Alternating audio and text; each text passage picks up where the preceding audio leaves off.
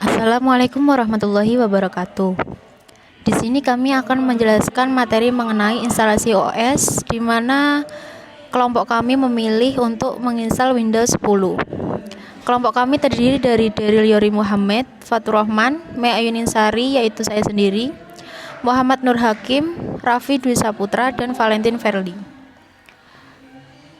Untuk pertama-tama, dalam menginstal Windows 10, kita harus memperhatikan persyaratan spesifikasi minimal sistem Windows 10, yaitu jika hardware yang spesifikasinya 32 bit, maka CPU harus minimal 1 GHz dengan hard disk 16 GB minimal, dengan RAM minimal 1 GB. Untuk graphic card-nya Microsoft DirectX 9 graphics device dengan Windows Display Driver model driver dengan ukuran minimal 256 MB. Untuk hardware spesifikasinya yang berukuran 64 bit, CPU-nya minimal 1 GHz dengan hard disk minimal 20 GB dan ukuran RAM minimal 2 GB. Dengan graphic card yang sama dengan spesifikasi 32 bit, yaitu Microsoft DirectX 9 graphic device dengan Windows Display Driver model driver yang ukurannya minimal 256 MB. Untuk yang selanjutnya, yaitu langkah-langkah install, akan dijelaskan oleh teman saya, yaitu Raffi Dwi Saputra. Berikutnya adalah langkah-langkah dalam proses penginstalan OS Windows 10. Yang pertama adalah nyalakan komputer atau laptop khusus yang memakai flash drive sebagai media instalasi.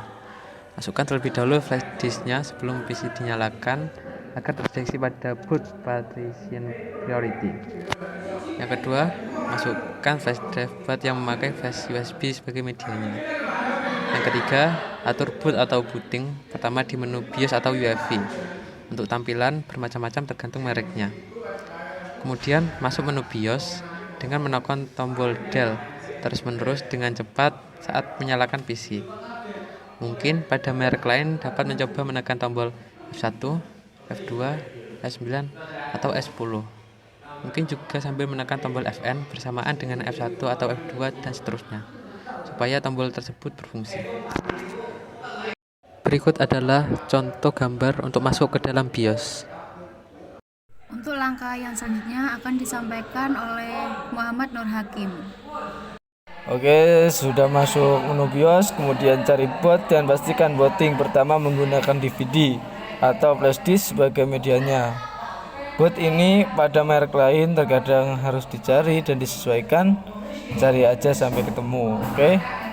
Selanjutnya, jika pengaturan boot sudah benar, maka simpan atau save change and exit, otomatis akan restart. Nanti akan tampil seperti gambar di bawah ini. Kemudian tekan no untuk clean install melalui proses installnya.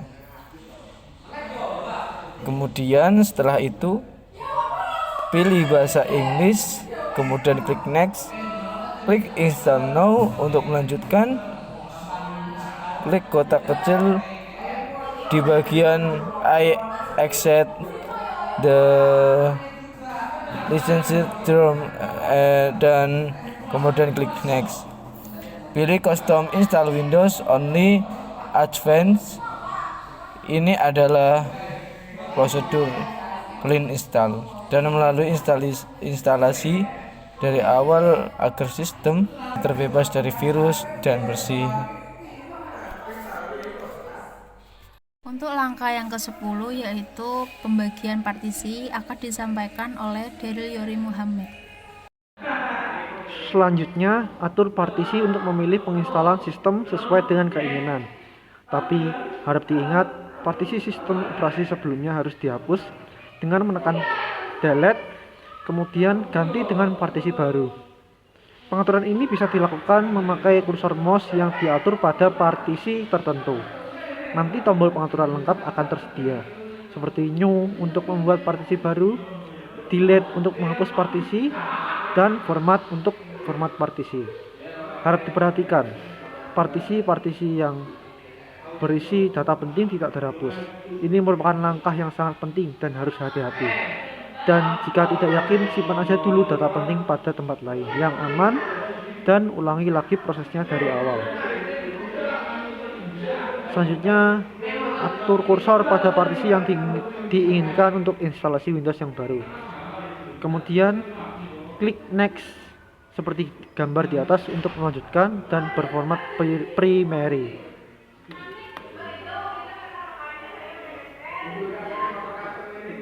Untuk langkah berikutnya akan disampaikan oleh Fatur Rahman. Langkah 11, memulai proses transfer dan instalasi secara otomatis. Tahap ini berlangsung otomatis, nanti akan restart juga secara otomatis selama beberapa kali dan biarkan saja, jangan klik apapun sampai pada gambar berikutnya. Jika waktu proses ini mengalami error atau getting files ready for installation, itu artinya memori kurang bagus atau bisa jadi rusak. Kemudian, coba ulang kembali proses atau ganti memorinya. Langkah 12, bagi yang memakai flash drive atau flash disk, wajib dicabut ketika restart agar tidak terjadi pengulangan. Langkah 13, setelah restart otomatis beberapa kali, nanti diminta memasukkan data, nama, dan pengaturan bisa diisi bebas. Untuk langkah 14, jika sudah mengisi datanya, nanti terlihat gambar menu desktop. Untuk langkah yang terakhir yaitu troubleshooting akan disampaikan oleh Valentin Verly. Troubleshooting merupakan pencarian sumber masalah secara sistematis sehingga masalah tersebut dapat diselesaikan. Troubleshooting kadang-kadang merupakan proses penghilangan masalah dan juga proses penghilangan penyebab potensial dari sebuah masalah. Troubleshooting biasanya digunakan untuk mencari suatu driver yang hilang maupun rusak atau crash. Baiklah, sekian yang bisa kami sampaikan, kurang lebihnya mohon maaf. Terima kasih. Wassalamualaikum warahmatullahi wabarakatuh.